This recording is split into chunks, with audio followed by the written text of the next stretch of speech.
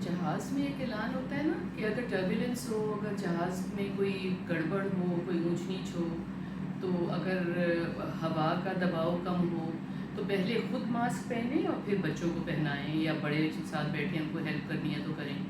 اور یہ بات ہمیں بہت اچھے سے سمجھ میں آ جاتی ہے کہ پہلے اپنی مدد کرنی ہے پھر دوسروں کی مدد کرنی ہے۔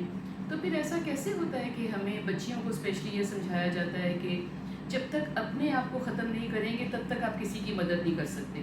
آپ کے اوپر کوئی چڑھائی کرتا جائے، بھلے چلیں گھر سے شروع کرتے ہیں، بڑے بہن بھائی ہیں، یا ہم کہتے ہیں نا جھاگا کھلا ہوا ہے پیرنٹس کا یا کسی کا بڑوں کا آپ کے اوپر، یا فرینڈز ہیں یا کولیگز ہیں یا باس ہے، کوئی بھی ہے کہ جو کوئی بات نہیں، ہر بات پہ چپ کر جائیں چپ کر جائیں۔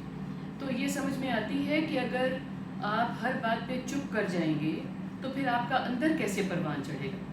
تو آپ نے پہلے اپنا خیال کرنا ہے اور پھر آپ نے دوسروں کا خیال کرنا ہے۔ ایسے جو ہے نا، ہم نے بہت سے قصے کہانیاں سنے ہوئے ہیں کہ آپ سارا وقت کسی کو کھانا دے رہے ہیں تو پھر آپ سوچو کہ آپ کولیپس کیوں نہیں کر رہے۔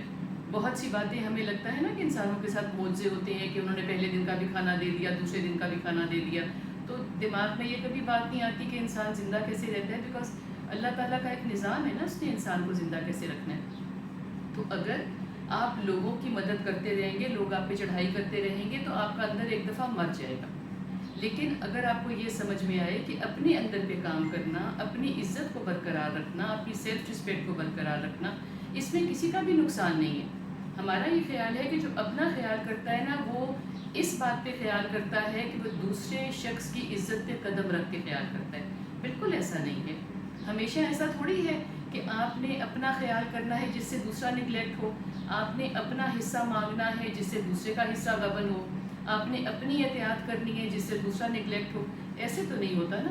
بس صرف یہ ہے کہ آپ نے ایک حدود رکھنی ہے اگلے کی، کہ وہ کس حد تک آپ کو کوئی بات کہہ سکتا ہے، سنا سکتا ہے، آپ کا حصہ لے سکتا ہے، آپ کی ٹیریٹری میں، آپ کی ڈومین میں انٹر کر سکتا ہے۔